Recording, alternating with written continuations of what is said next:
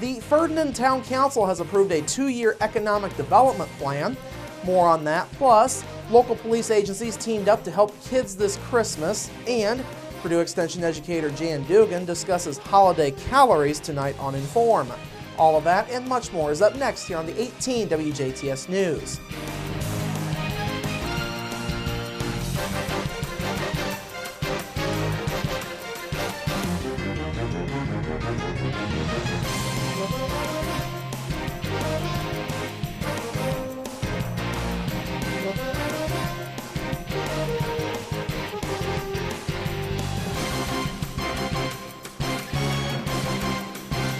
Hello, I'm Bradford Raths. The town of Ferdinand is now looking to the future thanks to new plans being laid out. Last night, the Ferdinand Town Council approved the edit plan for both 2015 and 2016. The plans will focus on town hall renovations, street projects, and the purchase of a new fire truck, among other things.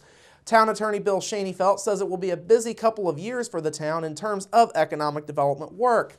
Schoenfeld says the fire truck purchase will be an important one as it involves a large chunk of money.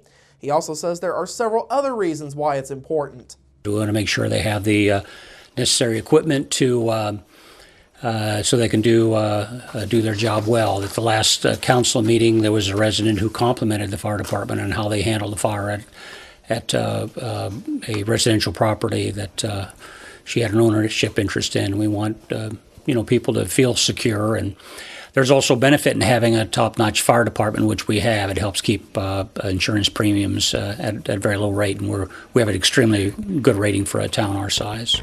Schoenfeld says a lot of planning went into choosing the projects. He says the plans are flexible and can be adjusted by the council as needed.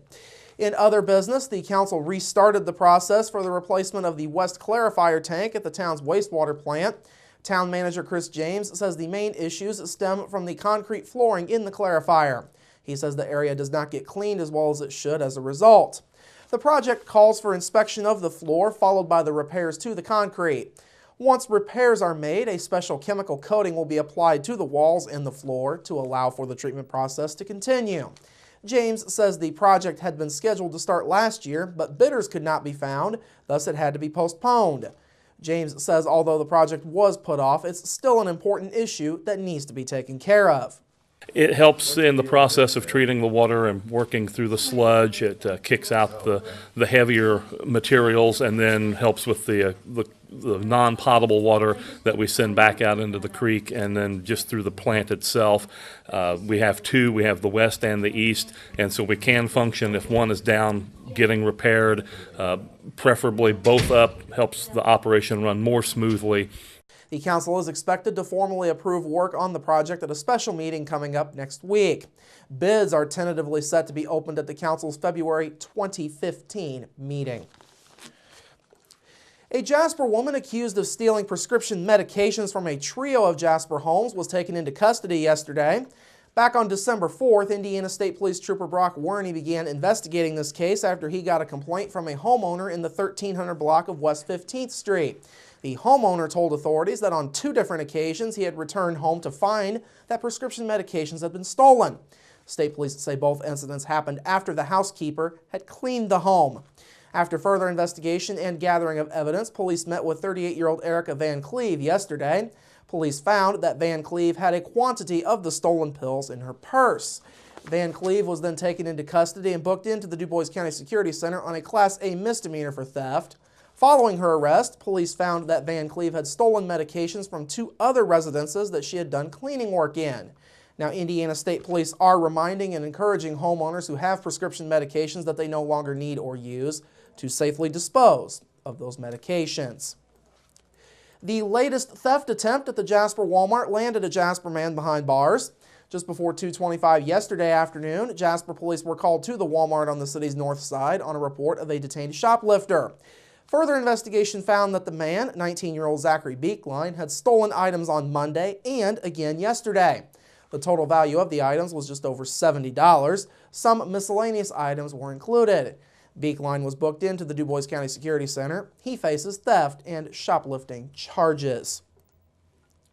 Jasper's Memorial Hospital and Healthcare Center has been recognized with another award. The hospital has been honored as top 10% in the state for medical excellence in cancer care. Memorial also was honored as top 10% in the region and nation for medical excellence in joint replacement and other major orthopedic surgeries. Additionally, the hospital came home in the top 10% nationally in the overall hospital, medical, and surgical care categories in the patient satisfaction sector. The awards are for 2015. Now, the Medical Excellence Awards are presented by CareChex, a division of Comparion. CareChex is designed to help hospitals and health systems to improve the quality of inpatient care and promoting medical excellence to consumers, employers, and payers. The Medical Excellence Awards are categorized by the overall measure of quality for the hospital or health system. It encompasses performance across risk-adjusted mortality rates, risk-adjusted complication rates, and inpatient quality indicators, among other roles. Meanwhile, the Patient Satisfaction Awards are based on responses to the HCA-HPS Patient Satisfaction Surveys. Those surveys consist of 8 categories, including overall hospital rating, doctor communication, and staff responsiveness. For more information about the awards and access to provider quality ratings, you can go online to carechex.com. Local law enforcement joined together to ring in the holiday season for children. This morning, officers from the Jasper, Huntingburg, and Ferdinand police departments, along with DuBois County Sheriff's deputies, Indiana State Police, and District 7 Indiana Conservation officers, took part in Cops for Kids, formerly known as Shop with a Cop. More than 60 kids in all were paired up with officers for Christmas shopping at the Jasper Walmart. Each child had a $100 spending limit. Now, the goal was for the kids to spend about 60 to 65% of that $100 on clothes and other needed items. The rest of the money was for wants such as toys. The event is sponsored by the Fraternal Order of Police Lodge number 138. This year's Cops for Kids Day was coordinated by Jasper Police Officer Adam Bauer.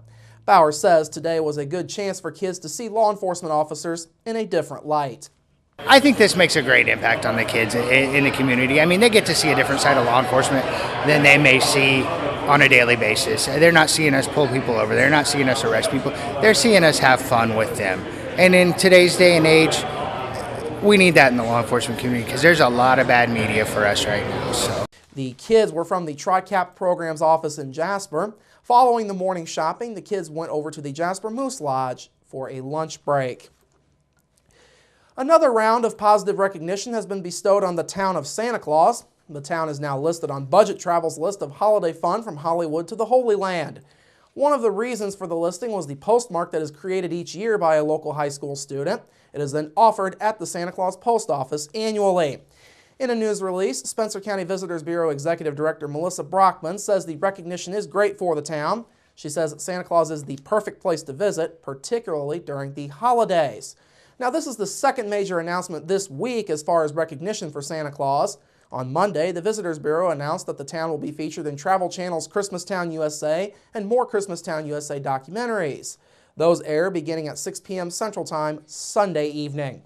For more information about the Santa Claus Christmas celebration and lodging specials, you can call 888-444-9252 or go online to santaclausind.org/Christmas. Finally this evening, officials in Petersburg say the town remains under a boil order after a water main broke on the west side of the city yesterday. According to the city's Facebook page, a water main at State Road 61 and Interstate 69 broke sometime during the day yesterday. In the Post, Petersburg Mayor Frank Coleman says the boil order includes residents living from Interstate 69 over to Pike Central High School.